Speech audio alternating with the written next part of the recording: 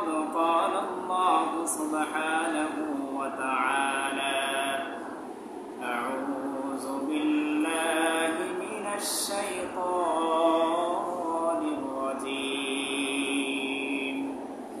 بسم الله الرحمن الرحيم وأذن في الناس بالحج يأتوك رجالا وعلى كل ضامر يأتين من كل فج عميق وقال رسول الله صلى الله عليه وسلم عن أبي هريرة رضي الله تعالى عنه قال خطبنا رسول الله صلى الله عليه وسلم فقال يا أيها الناس قد فرض الله عليكم الحج فحجوا فقال رجل أكل عام يا رسول الله فسكت قالها ثلاثا فقال رسول الله صلى الله عليه وسلم لو قلت نعم لوجبت أو كما قال رسول الله صلى الله عليه وسلم اللهم صل على محمد وعلى آل محمد كما صليت على إبراهيم وعلى آل إبراهيم إنك حميد مجيد اللهم بارك على محمد وعلى آل محمد كما باركت على إبراهيم وعلى آل إبراهيم إنك حميد مجيد سبحانك لا علم لنا إلا ما علمتنا إنك أنت العليم الحكيم الحمد لله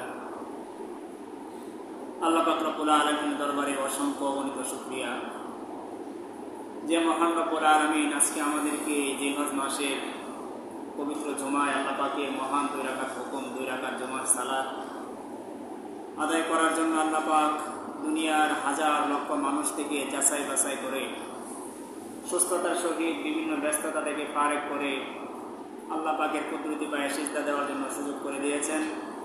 এই জন্য আমরা সকলেই অন্তর থেকে শুকরিয়া আদায় করি আলহামদুলিল্লাহ। সম্মানিত মুসল্লিয়ানে কারাম, আমরা বর্তমানে যে মাসের মধ্যে রয়েছি আরবি মাস অনুযায়ী এটা হলো 11তম মাস, জিলকদ মাস। এই মাস থেকেই হজের প্রস্তুতি শুরু হয়ে যায়। ইতিমধ্যে আমরা দেখতে পাচ্ছি শুধু বাংলাদেশ থেকে নয়, সারা বিশ্ব থেকে মুসলমানেরা পবিত্র বাইতুল্লাহ তওয়াফ করার জন্য, নবী আলাইহিস সালাতু ওয়াস সালামের রওজা জিয়ারত করার জন্য বিভিন্ন দেশ থেকে সফর করে মক্কার সেই কাবা প্রান্তরে সবাই লাব্বাইক আল্লাহুম্মা লাব্বাইকের ধ্বনিতে মুখরিত হচ্ছে, সবাই একত্রিত হচ্ছে। আমরা গত জুমায় এর ধারাবাহিকতায় আলোচনা করেছিলাম কাবার ইতিহাস সম্পর্কে, পবিত্র বাইতুল্লাহর ইতিহাস সম্পর্কে। এই ধারাবাহিকতায় আজকে আমরা আলোচনা করব হজ সম্পর্কে। ইসলামের 5টি ভিত্তির মধ্যে, 5টি খুঁটির মধ্যে অন্যতম গুরুত্বপূর্ণ একটা খুঁটি হলো, ভিত্তি হলো এই হজ। এই হজের এই প্রচলন কখন থেকে শুরু হয়, ইসলামের পূর্বে এই হজের রীতিনীতি কীরকম ছিল, হজ কি জিনিস, কাদের উপরে হজ ফরজ, এরকমভাবে হজ করলে কি ফজিলত, আর হজ ফরজ হওয়ার পরে হজ না করলে কি শাস্তি, এই সংক্ষিপ্ত সময়ের মধ্যে আমরা ইনশাল্লাহ আজকে এই বিষয়গুলো জানার চেষ্টা করবো ইনশাআল্লাহ। সম্মানিত মুহতারাম হাজিরিন, আল্লাহ পাক রব্বুল আলামিন পবিত্র কালামের এক আয়াতের মধ্যে বলেছেন ওয়াজিন ফিন নাসি বিল হজ্জ। আল্লাহ তাআলা বলতেছেন যে হে নবী, আপনি মানুষের মধ্যে হজের ঘোষণা করে দেন। হজের ঘোষণা করলে কি হবে আল্লাহ তাআলা পরবর্তীতে বলেন ইয়াতুকা রিজালা ওয়া আলা কুল্লি দামিরি ইয়াতিনা মিন কুল্লি ফাজ্জিন আমিক। যে আপনি যখন হজের ঘোষণা দিয়ে দিবেন তখন দেখা যাবে যে কিছু মানুষ পায়ে হেঁটে আসবে, আবার কিছু মানুষ সফর করে বিভিন্ন যানবাহনে বিভিন্ন জন্তুর উপরে আরোহণ করে তারা হজ করতে আসবে। একটা সময় মানুষের পরিস্থিতি এরকম ছিল, অনেক মানুষ হজ করতে গেছে পায়ে হেঁটে, অনেকেই জাহাজের মাধ্যমে গেছে, অনেকেই উটের উপরে আরোহণ করে, অনেকেই ঘোড়ার উপরে সওয়ার হয়ে মানুষ হজ করতে গেছে। এইদিকে ইঙ্গিত করে আল্লাহ পাক রব্বুল আলামিন এই আয়াতের মধ্যে বলতেছেন যে আপনি ঘোষণা করে দেন মানুষের মধ্যে হজের ঘোষণা, আর এই ঘোষণা শোনার পরে আল্লাহ পাক যাদের উপরে হজকে ফরজ করবে তারা একদিন না একদিন আল্লাহ পাকের ঘর জিয়ারত করতে অবশ্যই আসবে। ঠিক তদ্রুপভাবে নবী আলাইহিস সালাতু ওয়াস সালাম হাদিসের মধ্যে বলেন, বুনিয়াল ইসলামু আলা খামসিন শাহাদাতি আল্লা ইলাহা ইল্লাল্লাহ ওয়া আন্না মুহাম্মাদার রাসূলুল্লাহ ওয়া ইকামিস সালাহ ওয়া ইতাইজ যাকাত ওয়াল হজ্জ ওয়া সাওমি রমাদান। নবী আলাইহিস সালাতু ওয়াস সালাম বলেন যে ইসলামের বুনিয়াদ, ইসলামের ভিত্তি হলো 5টি খুঁটির উপরে। একটা ঘরকে, একটা তাঁবুকে যখন দাঁড় করানো হয় তখন 4টা বা 5টা বা 10টা 15টা এরকম পিলার লাগে, পালার প্রয়োজন হয়, যার মাধ্যমে ওই ঘরটাকে প্রতিষ্ঠিত করা হয়, ঘরটাকে খুঁটির উপরে দাঁড় করানো হয়। ঠিক তদ্রুপভাবে এখানে হাদিসের মধ্যে আল্লাহ নবী সাল্লাল্লাহু আলাইহি ওয়াসাল্লাম এটাই বলতেছেন যে ইসলামটাকে আল্লাহ তাআলা এরকম ভাবে 5টা খুঁটির উপরে দাঁড় করিয়েছেন। এর মধ্যে প্রথম খুঁটি হলো কালিমা, এই কথা সাক্ষ্য দেওয়া যে আল্লাহ ব্যতীত ইবাদতের উপযুক্ত আর কোনো ইলাহ নেই, আর কোনো প্রভু নেই, এবং নবী মুহাম্মদুর রাসূলুল্লাহ সাল্লাল্লাহু আলাইহি ওয়াসাল্লাম হলেন আল্লাহ পাকের পক্ষ থেকে প্রেরিত বান্দা এবং রাসূল। এটা হলো প্রথম খুঁটি। দ্বিতীয় খুঁটি হলো ওয়া ইকামিস সালাহ, সালাত কায়েম করা, নামাজ পড়া। যখন কোনো ব্যক্তি বালেগ হয়ে যায় তখন তার উপরে নামাজের ফরজ বিধান চলে আসে, নামাজের ওয়াক্ত হয়ে যাওয়ার সাথে সাথে তার উপরে নামাজটা ফরজ হয়ে যায়, সেই ওয়াক্তের ভিতরে ওই ওয়াক্তের নামাজটাকে পড়ে নিতে হয়। এরপরে আল্লাহ নবী বলেন 3 নম্বরে খুঁটি হলো ওয়া ইতাইজ যাকাত, যদি কারো উপরে যাকাত ফরজ হয় তাহলে সেই যাকাত প্রদান করা। 4 নম্বরে নবীজি বলেন ওয়াল হজ, যদি কারো উপরে হজ ফরজ হয় তাহলে সেই হজটাকে পালন করে নেওয়া। 5 নম্বরে নবীজি বলেন ওয়া সাওমি রমাদান, রমজান মাসে যদি কোনো ব্যক্তি পৌঁছে যায়, রমজান মাস পায়, তাহলে রমজানের রোজাগুলো রাখাও তার উপরে ফরজ। এই হলো 5টা খুঁটি। এক হলো আল্লাহ পাকের একাত্মবাদের এবং নবীজি আল্লাহর পক্ষ থেকে প্রেরিত এই কথা স্বীকৃতি দেওয়া। 2 নম্বরে নামাজ কায়েম করা, 3 নম্বরে যাকাত প্রদান করা, 4 নম্বরে হজ করা, 5 নম্বরে রোজা পালন করা। এই 5টা হলো ইসলামের ভিত্তি। মোহতারাম হাজিরিন, ইসলামের এই 5টা ভিত্তির মধ্যে কয়েকটা ইবাদত এরকম, কয়েকটা ইবাদত মানুষের শরীরের সাথে সম্পৃক্ত, আবার কিছু ইবাদত আছে মানুষের টাকা পয়সা আর্থিক বিষয়ের সাথে সম্পৃক্ত, আবার এরকম কিছু ইবাদত আছে যেগুলো মানুষের আর্থিক এবং শারীরিক 2 দিক দিয়ে মানুষের সাথে সম্পৃক্ত। যেরকম নামাজ, ইসলামের দ্বিতীয় খুঁটি, দ্বিতীয় স্তম্ভ। নামাজটা মানুষের দৈহিক একটা ইবাদত, শরীরের মাধ্যমে, শরীরের ব্যায়ামের মাধ্যমে নামাজটাকে আদায় করতে হয়। আর ইসলামের 3 নম্বর যে খুঁটি যাকাত প্রদান করা, এই যাকাতটা হলো আর্থিক বা মালি সম্পদের একটা ইবাদত, সম্পদের মাধ্যমে এই যাকাত প্রদান করা হয়। ঠিক তদ্রুপভাবে 4 নম্বর খুঁটি এই যে হজ, এই হজটা হলো শারীরিক এবং আর্থিক ইবাদতের সমন্বয়ে গঠিত। কোনো ব্যক্তি শারীরিকভাবে ফিট কিন্তু আর্থিকভাবে সে স্বাবলম্বী না, তাহলে তার উপরে হজ ফরজ হবে না। ঠিক তদ্রুপভাবে কোনো ব্যক্তির কাছে হজ ফরজ হওয়ার মতো টাকা পয়সা অর্থ করি আছে কিন্তু শারীরিকভাবে সে অসুস্থ, তাহলে তার উপরে ফরজ হবে না হজ। এই জন্য হজটা হলো এরকম একটা ইবাদত যেটা শারীরিক এবং আর্থিকভাবে যখন কোনো ব্যক্তি সক্ষম হয় তখনই তার উপরে হজ ফরজ হয়। কিন্তু আফসোসের বিষয় হলো আমাদের বাংলাদেশ থেকে, বিশেষ করে এশিয়া মহাদেশ, পাকিস্তান, ভারত, এই সমস্ত যে দেশগুলো রয়েছে এগুলো থেকে যখন মানুষ হজ করতে যায়, নিতান্তই মানুষ যখন একবারে বয়সের শেষ পর্যায়ে চলে যায় তখন হজ করতে যায়। এতে করে দেখা যায় অধিকাংশ হাজিদের হজের যে ফরজিয়াত রয়েছে, হজের যে ওয়াজিব সুন্নাত এরকম বিষয়গুলো রয়েছে, এগুলো তারা আদায় করতে পারে না, কারণ শারীরিকভাবে সে ফিট থাকে না, শয়তানকে সে কম্পন মারতে পারে না, সেই সাফা এবং মারওয়ার মধ্যে যে সাই করতে হয়, দৌড়াইতে হয়, পারে না। হজের সেই হুকুমগুলো যথাযথভাবে আদায় করা যায় না। এই জন্য মোহতারাম হাজির, হজ হলো একটা শারীরিক এবং আর্থিক ইবাদত। যদি যৌবনকালে, যুবক অবস্থায় যদি আপনার এরকম টাকা অর্থকরী হয়ে যায়, আপনি শারীরিকভাবে ফিট থাকেন, তো সবচাইতে উত্তম পন্থা হলো যৌবনকালে হজ করে নেওয়া। আমাদের অনেকের ধারণা যে হজ বুঝি বৃদ্ধকালে ফরজ হয়, বৃদ্ধ না হলে শেষ বয়সে না গেলে হজ ফরজ হয় না। বিষয়টা এরকমই না। আপনি যে কোনো বয়সে যদি শারীরিকভাবে সুস্থ থাকেন, আর্থিকভাবে আপনি স্বাবলম্বী থাকেন, আপনার উপরে হজ ফরজ হয়ে যাবে। তো যাই হোক মুহতারাম হাজিরিন, সময় খুবই কম, আমরা হজের গুরুত্বপূর্ণ কিছু বিষয় রয়েছে, এগুলো জানার চেষ্টা করবো ইনশাআল্লাহ। হজ আসলে কখন থেকে শুরু হয়? নবী আলাইহিস সালাতু ওয়াস সালাম দুনিয়াতে আসার পূর্বে আল্লাহ পাক যখন হযরত আদম আলাইহিস সালাতু ওয়াস সালাম হাওয়া আলাইহিস সালাতু ওয়াস সালামকে সৃষ্টি করেন, এরও পূর্বে আল্লাহ তাআলা পবিত্র ঘর বাইতুল্লাহ শরীফকে আল্লাহ তাআলা সৃষ্টি করেছিলেন। আর বাইতুল্লাহ এরকম একটা জায়গা, কাবা এমন একটা জায়গা, যে জায়গাটা সৃষ্টি করার পর থেকে, এই ঘর সৃষ্টি করার পর থেকে এখন পর্যন্ত কোনোদিন খালি থাকে নাই। সব সময় এটার মধ্যে মানুষেরা তওয়াফ করেছে এবং কিয়ামত পর্যন্ত এক মুহূর্তের জন্য এটা খালি হবে না। আপনারা দেখেছেন করোনার সময় সেটা কিন্তু খালি থাকে নাই। আল্লাহ পাক এই হজের মৌসুমটা শুধু হজের সময় মানুষেরা এটা হজ করবে, তওয়াফ করবে এরকম না, বরং পৃথিবীর শুরু লগ্ন থেকে যখন থেকে আল্লাহ পাক রব্বুল আলামিন এই পবিত্র ঘরকে সৃষ্টি করেছেন, সেদিন থেকে আল্লাহ তাআলা এই ঘরের তওয়াফের ব্যবস্থা করে দিয়েছেন।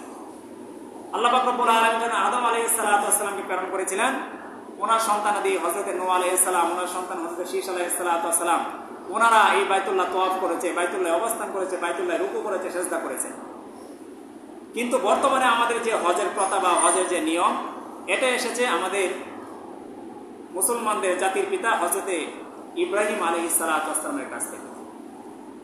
কারণ নূহ আলাইহিস সালাতু ওয়াস সালামের বন্যার পরে, প্লাবনের পরে যখন সারা পৃথিবী একদম বন্যায় বা প্লাবনে যখন তলিয়ে গিয়েছিল, এরপরে যখন পানি শুকাইলো, তখন দেখা গেল যে কাবা ভেঙ্গে চুরে একদম নিশ্চিহ্ন হয়ে গিয়েছিল। কিন্তু আল্লাহ পাক রব্বুল আলামিন জিবরাইল ফেরেশতার মাধ্যমে হযরত ইব্রাহিম আলাইহিস সালাতু ওয়াস সালামকে সেই জায়গাটা দেখিয়ে দিয়েছিলেন, যে জায়গার মধ্যে কাবা ছিল। তো আল্লাহ তাআলার হুকুমে হযরত ইব্রাহিম আলাইহিস সালাতু ওয়াস সালাম এবং হযরত ইসমাঈল আলাইহিস সালাতু ওয়াস সালাম দুই বাপ বেটা মিলে পুনরায় কাবাঘরকে সংস্কার করেছিলেন, কাবাঘরকে তারা দাঁড় করিয়েছিলেন। কাবাঘর যখন কমপ্লিট হয়ে গেল, আল্লাহ তাআলা কোরআনের বিভিন্ন আয়াতের মধ্যে বলেছেন, কাবাঘর কমপ্লিট হয়ে যাওয়ার পরে ইব্রাহিম আলাইহিস সালাতু ওয়াস সালাম এবং হযরত ইসমাঈল আলাইহিস সালাম আল্লাহর কাছে দোয়া করেছেন যে, হে আল্লাহ, এই যে মহৎ কাজ আমাদের মাধ্যমে আপনি করিয়েছেন, এই কাজটাকে আপনি কবুল করেন। সারা বিশ্ববাসীর জন্য আপনি এই ঘরটাকে, এই জায়গাটাকে আপনি কবুল করে নেন এবং এই জায়গাটাকে সারা বিশ্ব মুসলমানদের জন্য আপনি নিরাপদ করে দেন। আল্লাহ তাআলা সেই দোয়াকে কবুল করেছিলেন। ঘর যখন কমপ্লিট হয়ে গেল, কমপ্লিট হয়ে যাওয়ার পরে অতিরিক্ত সেই ঘরের যে মাল সামানা, ঢালাই, সুরকি, পাথর এরকম বিভিন্ন কিছু ছিল, তখন আল্লাহ পাক রব্বুল আলামিন ইব্রাহিম আলাইহিস সালাতু ওয়াস সালামকে ওই দিন বলেছিলেন যে, হে ইব্রাহিম, আপনি কাবা ঘরের সেই উপরে উঠেন এবং ঘোষণা দান করেন, সারা পৃথিবীতে আপনি ঘোষণা দিয়ে দেন। তখন ইব্রাহিম আলাইহিস সালাতু ওয়াস সালাম বলেছিলেন, ওগো আল্লাহ, এই মরুভূমির প্রান্তরে আমরা বাপ বেটা ব্যতীত আর তো কোনো মানুষ নেই, কার কাছে আমরা ঘোষণা দিব? তখন ইব্রাহিম আলাইহিস সালাতু ওয়াস সালামকে আল্লাহ তাআলা বলেছিলেন যে, তোমার কাজ হলো ঘোষণা দেওয়া, আর এই ঘোষণার আহ্বান, এই ধ্বনি, এই আওয়াজকে মানুষের কর্ণকুহরে পৌঁছে দেওয়া হলো আমার দায়িত্ব। সুবহানাল্লাহ। তো হাদিসের মধ্যে এসেছে, মুফাসসিরিন কেরাম বিভিন্ন আয়াতের ব্যাখ্যায় বলেছেন, ওই দিন ইব্রাহিম আলাইহিস সালাতু ওয়াস সালাম ঘোষণা দিয়েছিলেন, ওয়াজদিন ফিন নাসি বিল হাজ্জি ইয়াতুকা রিজালা ওয়া আলা কুল্লি দামিরি ইয়াতিনা মিন কুল্লি ফাজ্জিন আমিক। ওই দিন ইব্রাহিম আলাইহিস সালাতু ওয়াস সালাম সেই মক্কার মরুপ্রান্তরে দাঁড়িয়ে হজের ঘোষণা দিয়েছিলেন। মুহাদ্দিসিন কেরাম বলেন যে, যখন এই ঘোষণা আল্লাহ তাআলা ইব্রাহিম আলাইহিস সালাতু ওয়াস সালামের মাধ্যমে দিয়েছিলেন, দেওয়ার পরে সেই ঘোষণার আহ্বানটাকে আল্লাহ তাআলা ওই দিন যারা রূহের জগতে ছিল, যারা মায়ের পেটে ছিল, যারা বাবার পিঠে ছিল, প্রত্যেককেই আল্লাহ তাআলা এই পর্যন্ত যত হাজী সাহেবানরা হজ করতে গেছে এবং কিয়ামত পর্যন্ত যত হাজী সাহেবানরা যাবেন, ওই দিন আল্লাহ পাক যাদের সেই রূহের মধ্যে, যাদের আত্মার মধ্যে ঘোষণা পৌঁছে দিয়েছিলেন, কিয়ামতের পূর্বে ওই মানুষগুলা একবার না একবার অন্তত বাইতুল্লাহ জিয়ারত করতে, বাইতুল্লাহ তওয়াফ করতে তারা যাবেই যাবে। সুবহানাল্লাহ। এই জন্য মুহতারাম হাজিরিন, আল্লাহ পাক যখন এই হজের ঘোষণা দিয়ে দিলেন, এই হজের রীতিনীতি সেখান থেকে শুরু হয়ে গেল এবং কিয়ামত পর্যন্ত এটা চলতেই থাকে। এই জন্য মুহতারাম হাজিরিন, এই হজের প্রচলন সেখান থেকে শুরু হয়ে গেল। কিন্তু যখন ইসলাম আসলো, নবী মুহাম্মদ রাসূলুল্লাহ সাল্লাল্লাহু আলাইহি ওয়াসাল্লামের জামানা যখন আসলো, তখন হজটাকে আল্লাহ তাআলা মুসলমানদের উপরে ফরজ করে দিয়েছেন। হজটা কখন ফরজ করা হয়, মুহাদ্দিসিন কেরাম, মুফাসসিরিন কেরাম এই ব্যাপারে বিভিন্ন মতানৈক্য করেছেন। কেউ কেউ বলেছেন যে নবম হিজরিতে, কেউ বলেছেন দশম হিজরিতে, অন্য অন্য বর্ণনায় আরো বিভিন্ন বর্ণনায় এসেছে। তবে সবচেয়ে গুরুত্বপূর্ণ এবং সবচেয়ে প্রসিদ্ধ মত হলো নবম হিজরিতে নবী আলাইহিস সালাতু ওয়াস সালাম যখন মক্কা থেকে হিজরত করে মদিনায় যান, মদিনায় উনি 10 বছর অবস্থান করেছিলেন। সেখানকার 10 বছর অবস্থান করার মধ্যে নবম বছরের শেষের দিকে আল্লাহ পাক এই হজটাকে ফরজ করেছিলেন, যেগুলা আল্লাহ পাক রব্বুল আলামিন কোরআনের আয়াত থেকে বোঝা যায়। এক আয়াতের মধ্যে নবী আল্লাহ পাক রব্বুল আলামিন বলেছেন, ওয়াজদিন ফিন নাস বিল হজ্জি ইয়াতুকা রিজালা ওয়া আলা কুল্লি দামিরি ইয়াতিনা মিন কুল্লি ফাজ্জিন আমিক। এই আয়াতটা যখন নাজিল হয়, এই আয়াতটা আল্লাহ পাক রব্বুল আলামিন নাজিল করেছিলেন নবম হিজরির শেষের দিকে।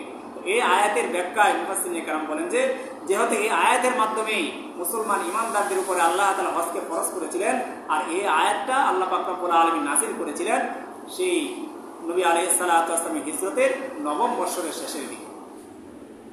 এভাবে হজ মুসলমানদের উপরে ফরজ হয়ে যায়। মুহতারাম হাজিরিন, ঠিক তদ্রুপভাবে নবী আলাইহিস সালাতু ওয়াস সালাম মুসলিম শরীফের এক বর্ণনায় এসেছে, তিনি বলেন যে আন আবি হুরায়রা রাদিয়াল্লাহু তাআলা আনহু قال قال خطبنا رسول الله صلى الله عليه وسلم فقال ايها الناس قد فرض الله عليكم الحج فحجوا। আবু হুরায়রা রাদিয়াল্লাহু তাআলা আনহু বলতেছেন যে নবী আলাইহিস সালাতু ওয়াস সালাম একদিন আমাদের সামনে ভাষণ দিলেন, বক্তৃতা দিলেন। উনি বললেন যে কদ ফারাদাল্লাহু লাকুম, আল্লাহ পাক রব্বুল আলামিন তোমাদের উপরে হজকে ফরজ করেছে। কদ ফারাদাল্লাহু আলাইকুম আল হাজ্জা, হজকে আল্লাহ তাআলা তোমাদের উপরে ফরজ করে দিয়েছেন। ফাহাজ্জু, সুতরাং তোমরা হজ করো।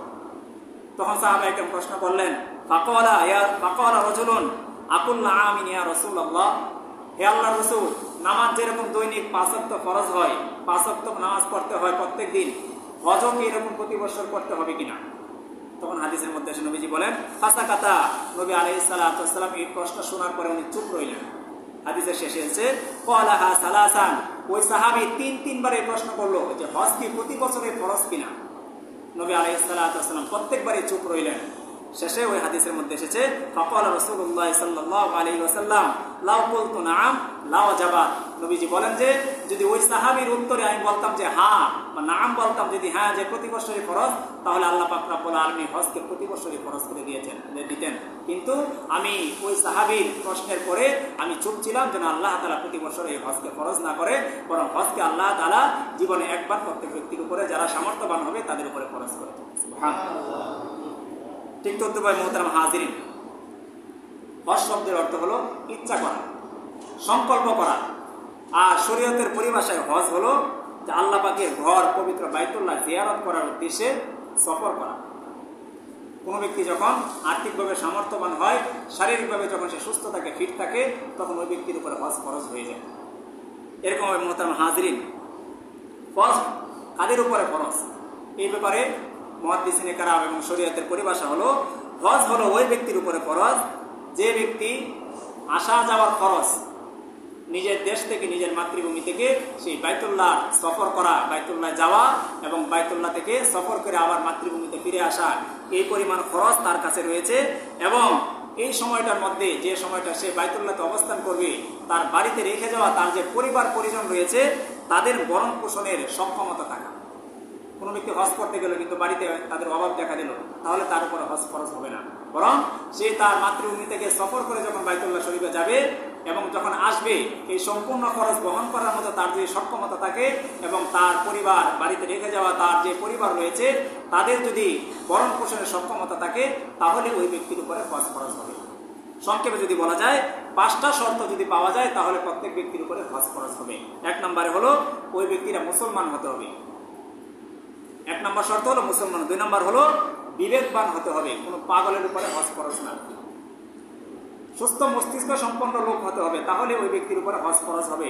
ঠিক তদ্রুপভাবে 3 নম্বর শর্ত হলো বালেগ হওয়া, কোনো নাবালেগের উপরে হজ কখনো ফরজ হয় না। এই জন্য 3 নম্বর শর্ত হলো হজ ফরজ হওয়ার জন্য 3 নম্বর শর্ত বালেগ হতে হবে।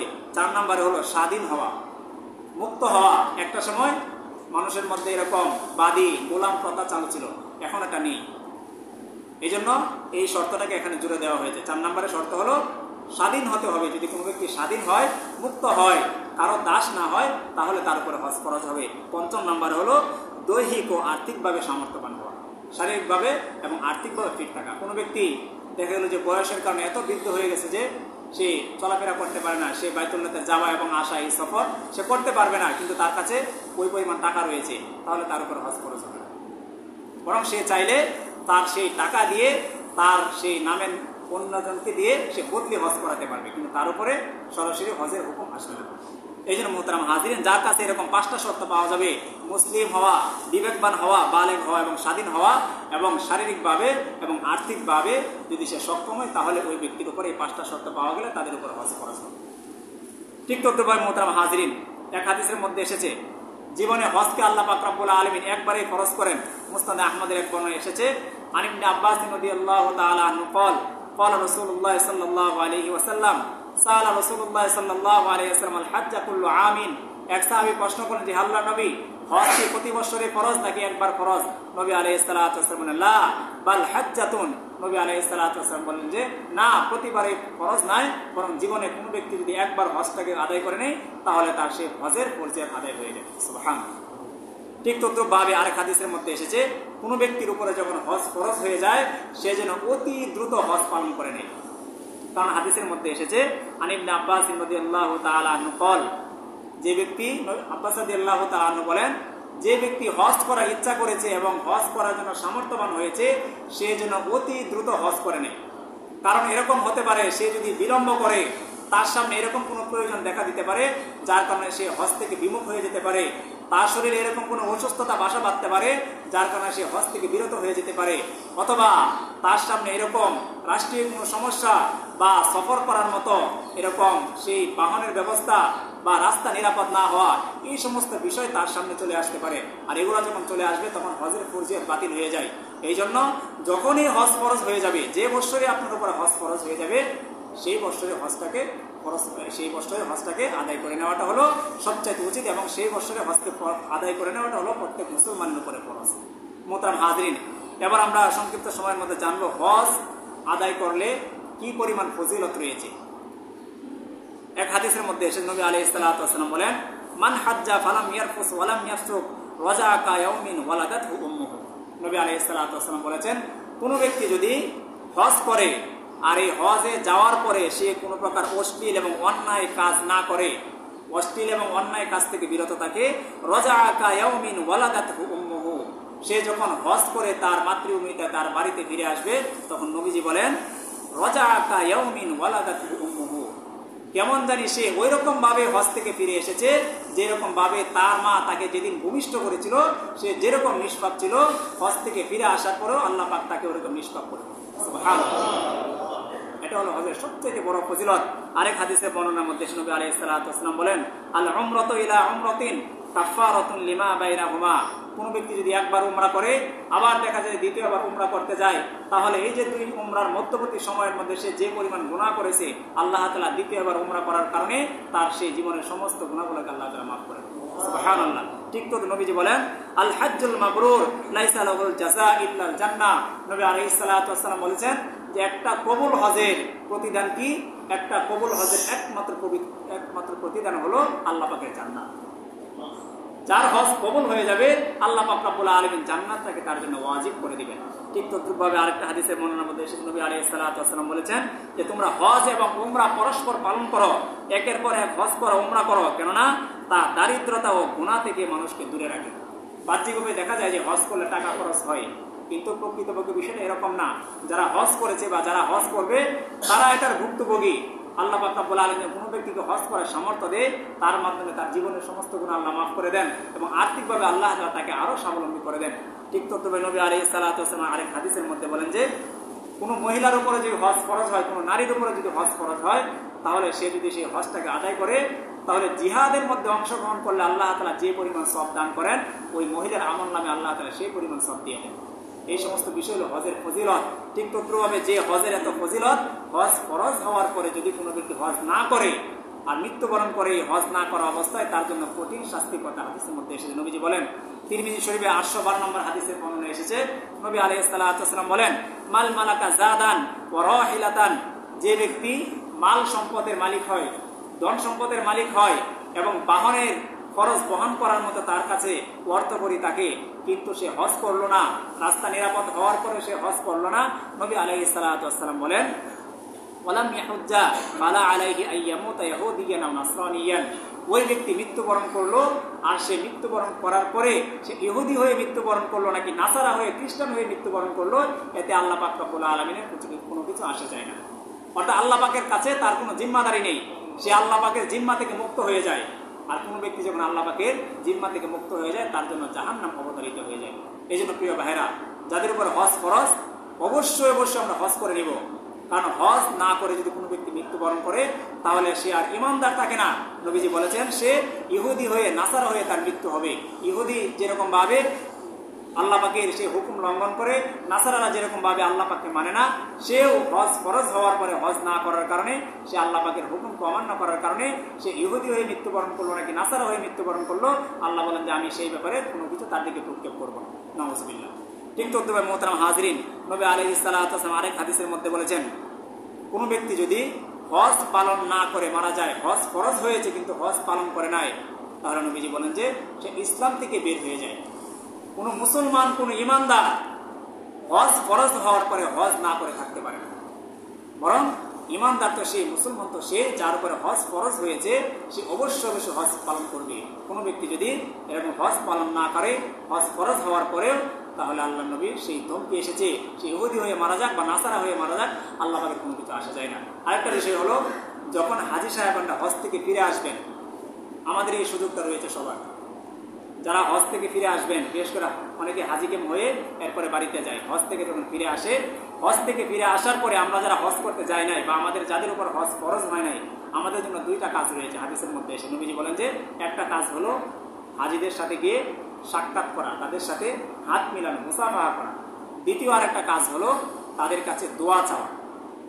কারণ হাদিসের মধ্যে এসে নবী আলাইহিস সালাতু ওয়াস সালাম বলেন, আল হাজ্জ ওয়াল উমরাতু ওয়াফদুল্লাহ, যারা হজ করে ফিরে আসে এবং উমরা করে ফিরে আসে তারা হলো আল্লাহর দলের অন্তর্ভুক্ত। সুবহানাল্লাহ।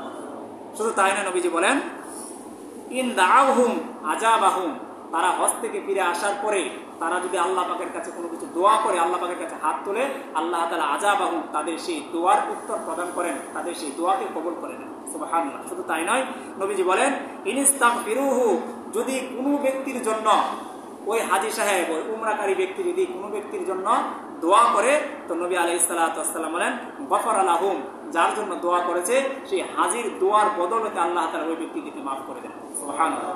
সুতরাং আমাদের সামনে এই সুযোগ রয়েছে, বিশেষ করে আমরা যারা হাজী কেন্দ্রে ডিউটি করি বা এয়ারপোর্টে ডিউটি করি, যখন হাজী সাহেবরা আসবে, ফিরত আসবে, তাদের সাথে হাত মিলাবেন, তাদের কাছে দোয়া চাবেন, আপনার যে প্রয়োজন রয়েছে, যে হাজত রয়েছে সেটার জন্য তাদের কাছে দোয়া চাবেন।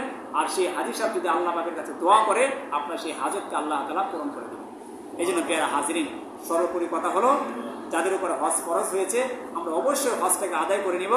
কারণ হজের এত ফজিলত, এবং হজ না করে যদি কোনো ব্যক্তি মৃত্যুবরণ করে তাহলে তার তো অনেক পরিমাণ শাস্তি রয়েছে। আল্লাহ পাক রব্বুল আলামিন যেন আমাদের সবাইকে, যাদের উপর হজ ফরজ হয়েছে আমরা যেন হজ করতে পারি, আর যাদের উপরে হজ ফরজ হয় নাই আমরা দিলের মধ্যে তামান্না রাখি যে আল্লাহ পাক চাইলে যে কোনো সময় সম্ভব, আল্লাহ পাক চাইলে যে কোনো সময় মানুষকে সেই বাইতুল্লাহ ডাকতে পারে।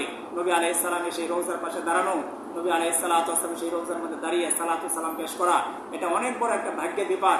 প্রত্যেকের দিলের মধ্যে এই তামান্না থাকা উচিত, এই আশা, এই ভরসা থাকা উচিত যে আল্লাহ পাক অবশ্যই আমাকে একদিন না একদিন বাইতুল্লাহ সফর করাবেন। এই জন্য সবাই অন্তত আল্লাহ পাকের কাছে, এই যে হজের মাস চলতেছে, এখন বেশি বেশি দোয়া করা যে আল্লাহ এই বছর অনেকে হজ করতে যাচ্ছে, আগামী বছর যেন আমি যেতে পারি। এই জন্য বেশি বেশি নফল রোজা, বেশি বেশি নফল সাদকা, বেশি বেশি নফল সালাত আদায় করে আল্লাহ পাকের কাছে দোয়া করা, এবং যারা হজে যাচ্ছে তাদের কাছে দোয়া চাওয়া যে বাইতুল্লাহ যখন চোখের সামনে পড়বে আমার জন্য একটু স্পেশালভাবে দোয়া করবেন। কারণ বাইতুল্লাহ চোখের সামনে পড়ার পরেই যখন কোনো ব্যক্তি কোনো দোয়া করে আল্লাহ তাআলা সেই দোয়াকে কবুল করে নেন। এই জন্য প্রিয় হাজরিন, আমাদের যাদের সামর্থ্য রয়েছে আমরা হজ করে নিব, এবং যাদের সামর্থ্য নাই তারা হাজী সাহেবের কাছে দোয়া চাবো এবং আল্লাহ পাকের কাছে কায়মনোবাক্যে দোয়া করবো আল্লাহ যেন আমাদের সবাইকে হজ করার তৌফিক দান করে। সকলেই বলে আমিন। যারা সুন্নাত করেন, যারা সুন্নাত করেন।